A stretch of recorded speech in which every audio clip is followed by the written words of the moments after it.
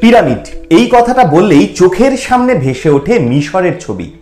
কিন্তু যদি বলি আমাদের দেশেও রয়েছে পিরামিড, আর তা আমাদের একদম প্রতিবেশী রাজ্যেই, অবাক হবেন নিশ্চয়ই। আর শুধু তাই নয়, অত্যন্ত গর্বের বিষয় হলো আজ সেই পিরামিড ইউনেস্কোর বিশ্ব ঐতিহ্য বা ওয়ার্ল্ড হেরিটেজের তালিকাভুক্ত হলো। কোথায় রয়েছে সেই পিরামিড, কি তার ইতিহাস, সব বলবো। এই গুরুত্বপূর্ণ প্রতিবেদন শেষ অবধি দেখুন। আমি দীপেন্দু, দ্য নিউজ বাংলা লাইভে আপনাদের স্বাগত জানাই। দীর্ঘ প্রতীক্ষার অবসান ঘটিয়ে আসামের অহোম রাজবংশের ঢিবির আকারের যে কবরস্থান চড়াইদেও মৈদাম, সেই চড়াইদেও মৈদামকে বিশ্ব ঐতিহ্যে অন্তর্ভুক্ত করলো ইউনেস্কো। এই স্থান অহোম শাসনের 600 বছরের সোনালী ইতিহাসের সাক্ষী। 21শে জুলাই থেকে নয়াদিল্লিতে অনুষ্ঠিত ইউনেস্কো ওয়ার্ল্ড হেরিটেজ কমিটির 46তম সম্মেলনে অহোম রাজত্বের কাহিনী এবং তাদের গৌরব বর্ণনাকারী অহোম রাজবংশের স্মৃতিস্তম্ভ এই পবিত্র সমাধিস্থলকে বিশ্ব ঐতিহ্যে অন্তর্ভুক্ত করার সিদ্ধান্ত নেওয়া হয় আজ। এই সিদ্ধান্তকে স্বাগত জানিয়েছেন অসমের মুখ্যমন্ত্রী হিমন্ত বিশ্ব শর্মা। তিনি এক্স হ্যান্ডেলে লেখেন, এটা বিশাল ব্যাপার। মৈদাম সাংস্কৃতিক সম্পত্তি বিভাগের অধীনে ইউনেস্কো বিশ্ব ঐতিহ্যের তালিকায় জায়গা করে নিয়েছে। অসমের জন্য এটা একটা দুর্দান্ত জয়। ধন্যবাদ মাননীয় প্রধানমন্ত্রী শ্রী নরেন্দ্র মোদীজি, ইউনেস্কো ওয়ার্ল্ড হেরিটেজ কমিটির সদস্য এবং অসমের জনগণকে। কিন্তু এই চড়াইদেও মৈদাম আসলে কি? 2023-24 সালে ইউনেস্কো বিশ্ব ঐতিহ্যের তালিকায় অন্তর্ভুক্তির জন্য ভারতের মনোনয়ন হিসাবে মৈদামের নাম প্রস্তাব করা হয়েছিল। কেন্দ্রীয় সরকার 2014 সালে বিশ্ব ঐতিহ্যবাহী স্থানের প্রাথমিক তালিকায় স্থান করে নেওয়ার জন্য ইউনেস্কোতে চড়াইদেও মৈদামের নাম পাঠানোর পর কেন্দ্রীয় প্রত্নতত্ত্ব বিভাগের ডাইরেক্টর জেনারেল এবং ইউনেস্কোর প্রতিনিধিরা বেশ কয়েকবার এই চড়াইদেও মৈদাম পরিদর্শন করতে এসেছিলেন।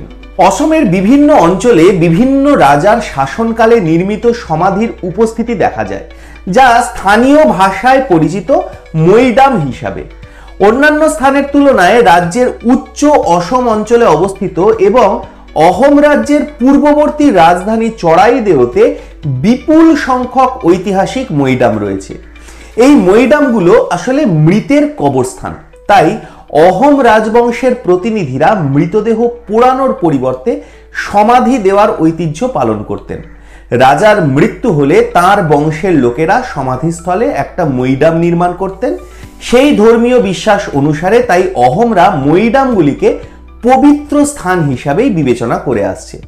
চড়াইদেও মৈদাম বৃহত্তম ভূমি এলাকা, যেখানে প্রচুর সংখ্যক মৈদাম রয়েছে যা অহোম রাজ্যের শাসনকালে নির্মিত হয়েছিল। ইতিহাসে উল্লিখিত মৈদামগুলো চড়াইদেও মৈদাম নামে পরিচিত, যেখানে রাজ পরিবারের সদস্যদের কবর দেওয়া হতো। অহোম রাজা চাওলুং সুকাফা তার রাজত্বকালে চড়াইদেওতে রাজধানী স্থাপন করেন। সেই থেকে অহোম রাজা এবং রাজ পরিবারের মৃতদেহগুলিকে সেখানে সমাধি দেওয়া হয়েছে বলে জানান ইতিহাসবিদ ডোমরুধর রাজকানোয়ার। ঐতিহাসিক চড়াইদেও মৈদাম এলাকায় 578 বিঘা জমিতে 42 জন অহোম রাজার সমাধিস্থল রয়েছে। এছাড়া চড়াইদেও মৈদামের কাছে বিভিন্ন ছোট ছোট মৈদাম রয়েছে, যা রাজার পরিবারের সদস্যদের সমাধিস্থল বলে মনে করা হয়। ঐতিহাসিক ডোমরুধর রাজকানোয়ারের মতে এমন একটা সময় ছিল যখন অহোম রাজবংশের কেউ অন্য কোথাও মারা গেলেও তাদের মৃতদেহ চড়াইদেওতে এনেই কবর দেওয়া হতো এবং তারপরে মৈদাম স্থাপন করা হতো। এখনো পর্যন্ত পুরো চড়াইদেও জেলায় 1.5 শতাধিক মৈদাম উদ্ধার করা হয়েছে।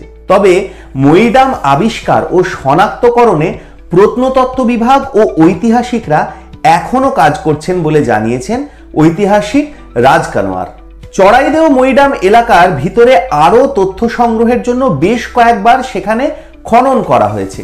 প্রত্নতত্ত্ব বিভাগ খননকালে অহোম আমলে ব্যবহৃত সামগ্রী উদ্ধার করতে সক্ষম হয়েছে।